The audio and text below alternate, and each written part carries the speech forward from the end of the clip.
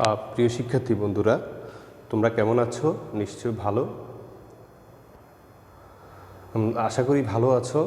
ভালো থাকা যেন হয় সব সময়, সে কামনাই করি।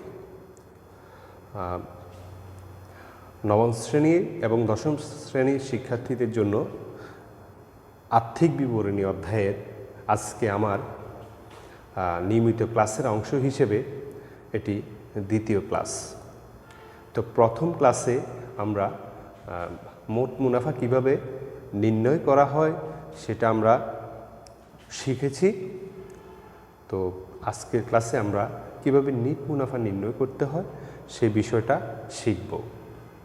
তো নিট মুনাফা নির্ণয় করার আগে আমরা যে বিষয়টি রিপিট করতে চাই, যে মোট মুনাফা নির্ণয় করার জন্য আমরা কি করেছিলাম, আমি তোমাদেরকে একটু রিপিট করতে চাই যে আমরা কি করি। যে মোট মুনাফা নির্ণয় করার জন্য নিট লাভ থেকে বিক্রিত পণ্যের ব্যয় বাদ দিয়ে আমরা মোট মুনাফা নির্ণয় করি। তো নিট বিক্রয় কীভাবে নির্ণয় করে তোমরা দেখেছো। বিক্রয় থেকে বিক্রয় ফেরত, বিক্রয় বার্তা, অলিখিত বিক্রয়, মুনাফাবিহীন বিক্রয়, এই ধরনের কোনো লেনদেন থাকলে এগুলো সমন্বয় করে আমরা নিট বিক্রয় পেয়ে থাকি। আর বিক্রিত পণ্যে ব্যয় যখন আমরা নির্ণয় করি, বিক্রিত পণ্যের ব্যয় নির্ণয় করার জন্য আমরা প্রারম্ভিক মজুদ পণ্যের সাথে নিট ক্রয় যোগ হয়। নিট ক্রয় যদি করা থাকে তাহলে এটা সরাসরি যোগ হয়ে যায়, আর যদি করা না থাকে তাহলে সেটাকে আমরা বের করে যোগ করতে হয়। ক্রয় থেকে ক্রয় ফেরত বাদ দিতে হয়, ক্রয় বার্তা বাদ দিতে হয়, অলিখিত কোনো ক্রয় যদি থাকে সেটা যোগ দিতে হয়, কোনো পণ্য যদি উত্তোলন করে মালিক কর্তৃক কোনো পণ্য উত্তোলন করলে সেটাও বাদ দিতে হয়, তারপর নিট ক্রয়। আর প্রত্যক্ষ খরচ সেটার সাথে যোগ দিতে হয়। একটা প্রতিষ্ঠানের ভিতরে প্রত্যক্ষ খরচ এবং পরোক্ষ খরচ থাকে। তো প্রত্যক্ষ খরচ তোমার বিক্রিত পণ্যের ব্যয়ে যাবে। আর নিট মুনাফা নির্ণয়ের জন্য আমরা যে পরোক্ষ যে ব্যয়সমূহ সেখানে তোমার আসবে। তো তোমার যা আমি আজকে কথা না বাড়িয়ে আমরা সরাসরি নিট মুনাফা নির্ণয় করার জন্য বোর্ডে চলে যাই। দেখো, প্রথমে যে বিষয়টা আমি একটা কাল্পনিক মোট মুনাফা এখানে দিলাম। মোট মুনাফা আমরা দিলাম 2 লাখ টাকা বাদ পরিচালন ব্যয় তোমার আমরা দেব। পরিচালন ব্যয় পরিচালন ব্যয়টা কি? একটা ব্যবসা পরিচালনা করার জন্য নিত্য নৈমিত্তিক কিছু পরোক্ষ খরচ থাকে, সম্পদের অবলুপ্ত অংশ থাকে, তোমার এই যে সম্পদের অবচয় থাকে, এই যে যাবতীয় বিষয়গুলো এখানে লিপিবদ্ধ হয়। যেমন আমরা উদাহরণ দিতে পারি বিক্রয় পরিবহন। সাপোজ বিক্রয় পরিবহন, সাপোজ আমরা ধরলাম 2000 টাকা। আমরা বেতন ধরলাম 10,000 টাকা যোগ বেতনের সাথে যদি কোনো বকেয়া থাকে। সবসময় মনে রাখবে, আমরা যেমন আর্থিক বিবরণী নির্ণয় করার ক্ষেত্রে তোমার এই বিষয়টা মনে রাখবে। কোন অংশ তোমার রেয়া মিলে দেওয়া আছে, তোমার ধরো মনে করো এখানে একটা রেয়া মিল দেওয়া আছে। আমরা রেয়া মিল থেকে ট্রায়াল ব্যালেন্স থেকে আমরা ইনফরমেশান নিয়ে আমরা কি করি, আমরা এই যে আয় বিবরণী আমরা তৈরি করি, আয় ব্যয় বিবরণী আমরা তৈরি করি।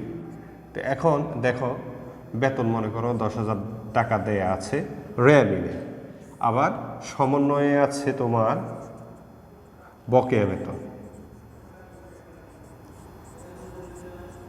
2,000।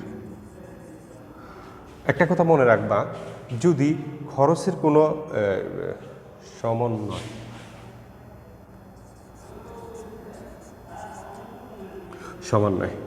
একটা কথা মনে রাখবা, ব্যয়ের যদি বকেয়া থাকে, ব্যয়ের বকেয়া সবসময় যোগ হয়, এই কারণে যোগ বকেয়া 2,000, তাহলে 12,000 টাকা।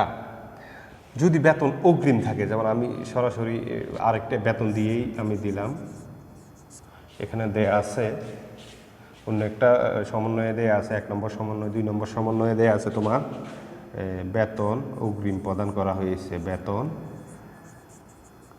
অগ্রিম প্রদান করা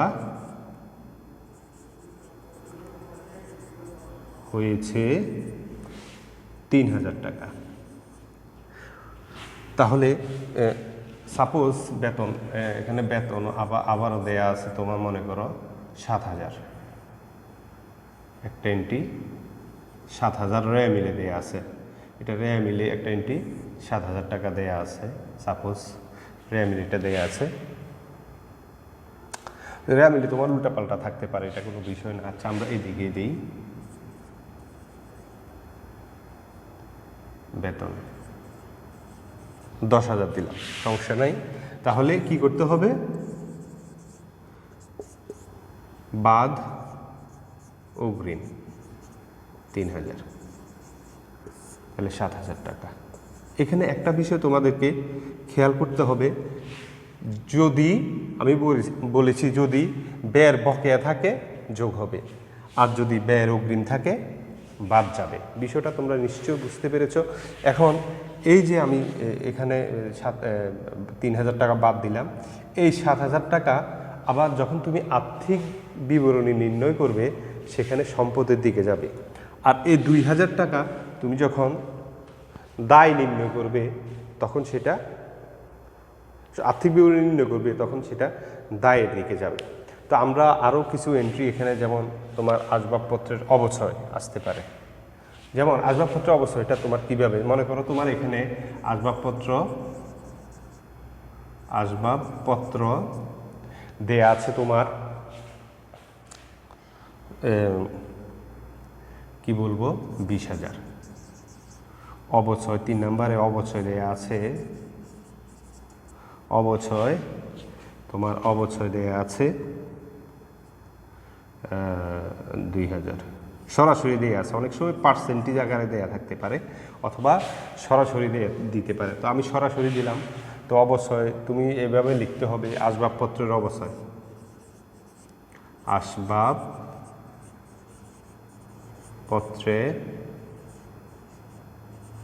অবচয় 2000 টাকা। আর যখন এই 2000 টাকা এখানে হবে, আর যখন তুমি যখন মোট সম্পদ আর্থিক বিবরণীতে গিয়ে যখন তুমি মোট সম্পদ নির্ণয় করবে, সেখানে তোমার আসবাবপত্র থেকে যত টাকা আমি এখানে অবচয় দিলাম এটা বাদ যাবে। অর্থাৎ আসবাবপত্র 20,000 টাকা থেকে 2000 টাকা বাদ দিয়ে নিট আসবাবপত্রের মূল্য হবে 18,000 টাকা তোমাকে দেখাতে হবে। তো এভাবে তোমার প্রতিষ্ঠানের ভিতরে মানে পণ্য ক্রয় বা উৎপাদনের সাথে সরাসরি জড়িত নয় এই ধরনের অনেকগুলো লেনদেন দেয়া থাকতে পারে।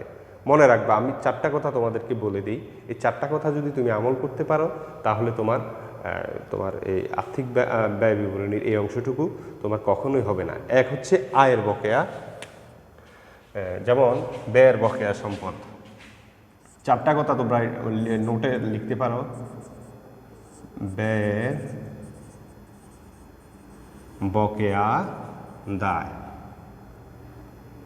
2 নম্বরে ব্যয়ের অগ্রিম সম্পদ। তারপর 3 নম্বরে আয়ের বকেয়া সম্পদ। 4 নম্বরে আয়ের অগ্রিম দায়।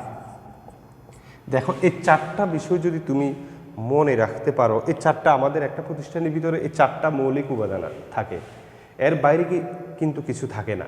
তুমি যদি এই 4টি উপাদান সঠিকভাবে মনে রাখতে পারো, আর্থিক ব্যয় বিবরণীর যে অংশটুকু এবং সম্পদের যে অংশটুকু, অর্থাৎ আর্থিক ব্যয় বিবরণীর তোমার আর্থিক ব্যয় বিবরণীর যে সম্পদের যে অংশটুকু, যখন তুমি উদ্ধৃত্ত পত্র বা আর্থিক ব্যয় বিবরণীর ফাইনাল অংশটুকু তুমি নির্ণয় করবে, তখন তোমার কাছে খুব ইজি হবে।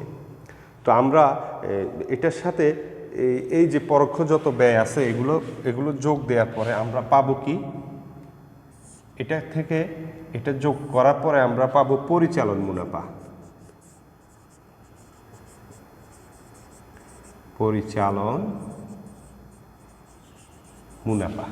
পরিচালন মুনাফার সাথে তোমার কি হবে, তোমার প্রতিষ্ঠানের ভিতরে যদি অন্যান্য কোনো যদি আয় থাকে, এই অন্যান্য আয়গুলো, যেমন এই যে আমি এখানে বললাম আয়ের বকেয়া সম্পদ, এটা কি আয়ের বকেয়া, এটা তোমার যোগ হবে। যেমন আমি অন্যান্য আয় যোগ অন্যান্য আয়, তা আমরা কি দিতে পারি, বিনিয়োগের সুদ,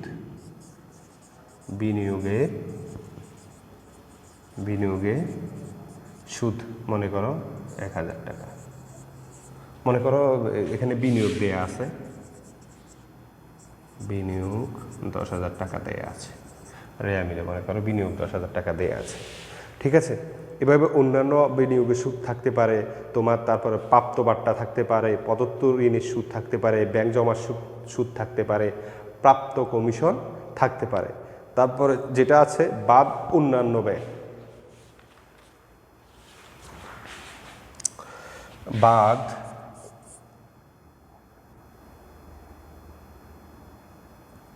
বাদ অন্যান্য ব্যয়। অন্যান্য ব্যয়ের ভিতরে কি থাকতে পারে, যেমন তোমার ঋণপত্রের সুদ থাকতে পারে, তারপর চুরি বা বিবিধ ক্ষতি থাকতে পারে। তো আমরা একটা দেই অন্যান্য ব্যয় বিবিধ ক্ষতি, অ্যাক্সিডেন্টাল লস যেটাকে বলা হয় বিবিধ ক্ষতি। আচ্ছা, আমরা এই 2 লক্ষ টাকার সাথে বাদ অগ্রিম এই পরিচালন মুনাফা আমরা আগে বের করে ফেলি। 12 7 19 21, 2 লাখ থেকে 21,000 বাদ গেলে 1,79,000। তারপর অন্যান্য যোগ অন্যান্য আয় 1000, এটাকে আমরা এখানে নিয়ে 1000,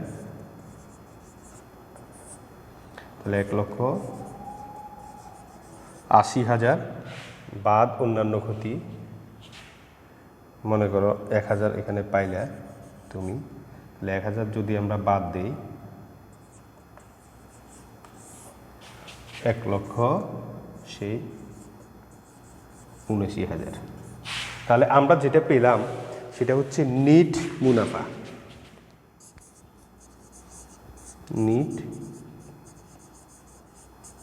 নিট মুনাফা।